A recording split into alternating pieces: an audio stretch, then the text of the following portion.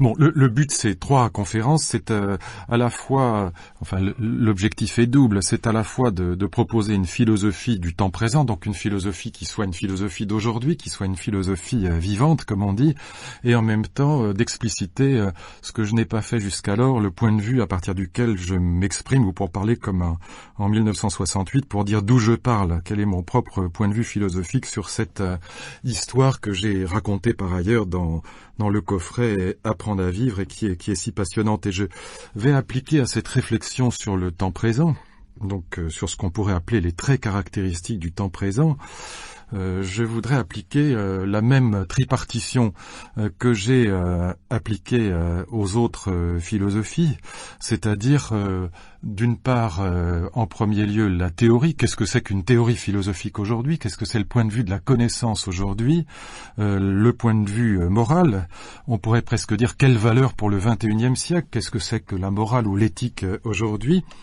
Et puis évidemment, la troisième interrogation, qui est l'interrogation la plus haute, ce que j'appelle la spiritualité laïque, expression que nous partageons d'ailleurs avec mon ami André Comte-Sponville, c'est-à-dire en tout cas à mes yeux, la question de la définition de la vie bonne ou du sens de la vie qui ne passe ni par la foi ni par Dieu, donc une façon d'envisager la sagesse ou la spiritualité hors des religions à partir d'un point de vue philosophique. Donc ces 3 aspects-là, je voudrais essayer de les reproduire aujourd'hui. Théorie, donc morale, et puis doctrine du salut ou doctrine de la vie bonne ou sagesse des modernes. Pour moi, ou spiritualité laïque, les expressions sont équivalentes. Et je voudrais, avant d'entrer dans la partie théorique, donc de m'interroger sur les traits caractéristiques du temps présent et sur ce que la philosophie peut nous permettre de comprendre du monde dans lequel nous vivons aujourd'hui, et notamment de cette mondialisation qui est l'une de ses caractéristiques principales, une des caractéristiques principales de l'époque dans laquelle nous vivons. Je voudrais faire 2 petites remarques préalables sur ce qu'est la philosophie théorique aujourd'hui, ou la partie théorique de la philosophie, la partie connaissance de la philosophie.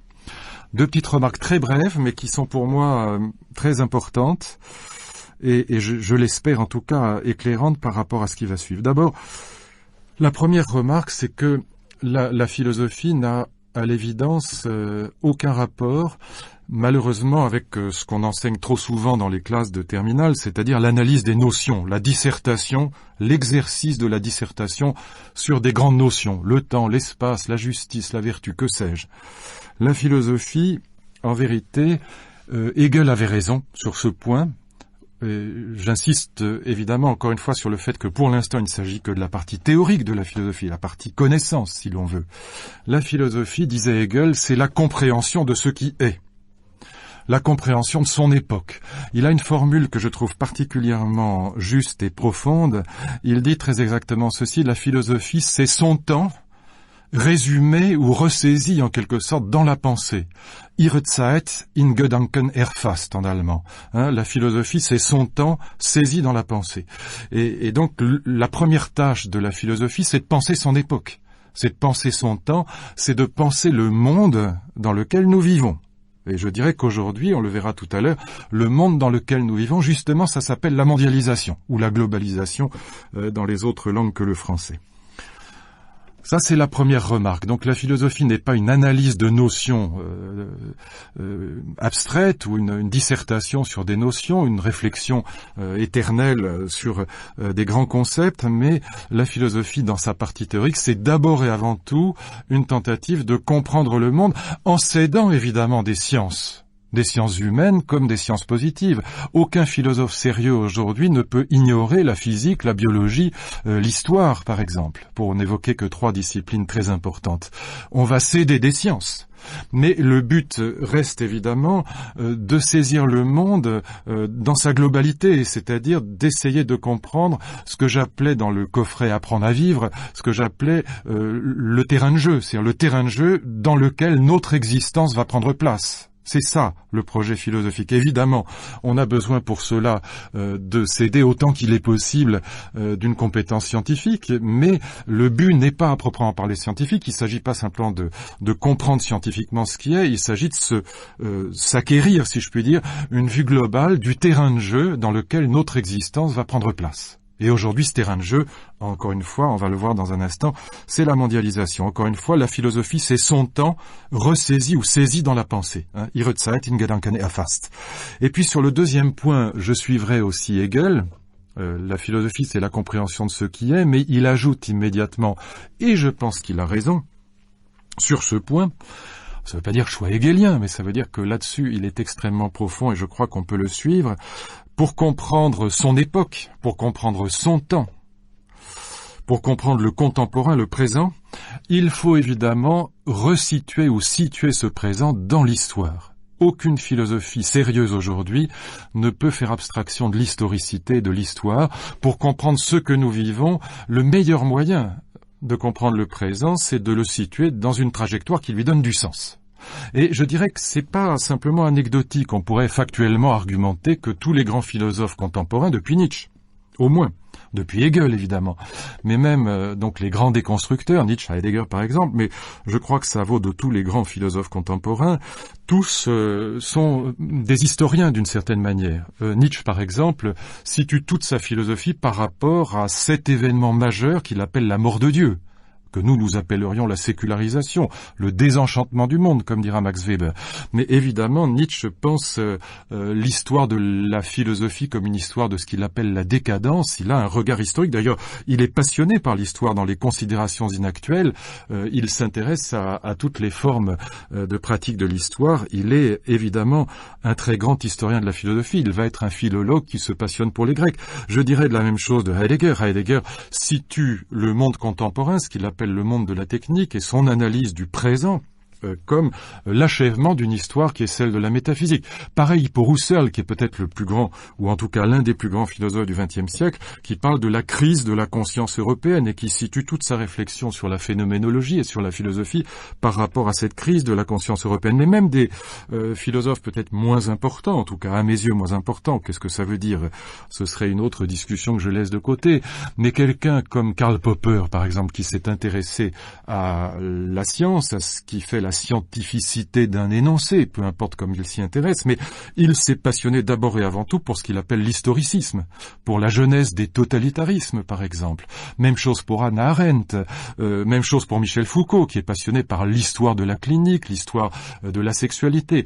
Au fond, il y a là quelque chose qui est un trait commun de la philosophie contemporaine, et il ne faut pas croire que sous prétexte qu'une philosophie s'intéresse à l'histoire, elle cesse d'être philosophique, elle cesse d'avoir un point de vue sur le temps présent. Il n'y a pas de contradiction, tout au contraire, entre le fait de ressaisir le présent par rapport à une histoire et le fait ensuite de proposer un point de vue philosophique. Pour penser par soi-même, d'ailleurs, il vaut mieux commencer par penser avec les autres, et je dirais même par les autres, ayant l'humilité de regarder ce qui s'est fait avant nous.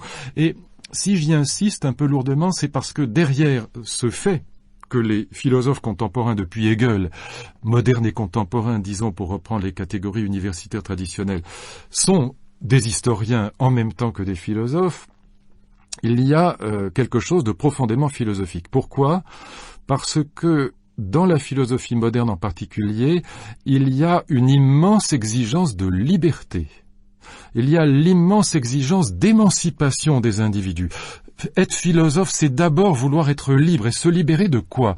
Eh bien, de se libérer de la plus grande détermination qui pèse sur nous, qui est le poids du passé, justement. Si vous ignorez votre passé, vous êtes condamné à le revivre, dit la psychanalyse. La psychanalyse nous dit le premier élément de la liberté, de l'émancipation. Je dis la psychanalyse parce que c'est peut-être plus simple à comprendre, mais dans l'histoire de la philosophie contemporaine, on pourrait parler de la théorie critique d'Adorno et Horkheimer, qui dit la même chose.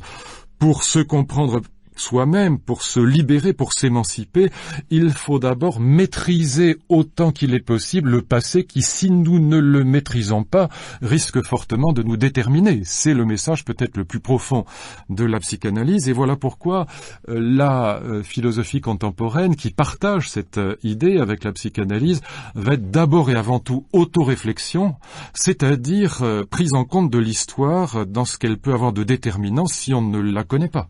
Encore une fois, méfions-nous du retour du refoulé. Si on ne comprend pas sa propre histoire, si on ne sait pas d'où l'on vient, on ne sait pas non plus qui l'on est ni où on va. On comprend ni le présent, on ne comprend ni le présent ni le futur.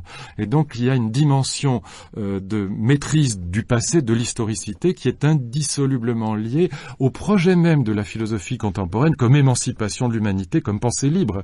Il y a là donc quelque chose qui n'est pas simplement factuel, mais qui est aussi très profond et lié à cet humanisme contemporain que j'essaierai de décrire tout à l'heure. Je laisse là les préalables, les deux préalables. La philosophie donc n'est pas analyse de notions, elle est compréhension de son époque, et compréhension de son époque au regard d'une histoire qu'il faut d'abord maîtriser pour parvenir, si jamais on y parvient, à exprimer un point de vue philosophique vivant, actuel, présent, extra-historique, si je puis dire. Le synchronique n'est pas dévoré par le diachronique. On fait de l'histoire, c'est pour parvenir à dire quelque chose sur le présent. Mais il faut passer par cette historicité pour être capable justement de dire quelque chose de sensé sur le présent, aussi bien sur le plan théorique que sur le plan moral et même sur le plan sotériologique, c'est-à-dire sur ce qui concerne la doctrine du salut, de la vie bonne, ou ce que j'appelle la spiritualité laïque. Voilà, je ferme les préambules, les préalables, mais je pense que vous le verrez dans la suite, ils sont utiles. Et j'en viens tout de suite à ce qui forme à mes yeux ce que j'appellerais encore une fois les traits caractéristiques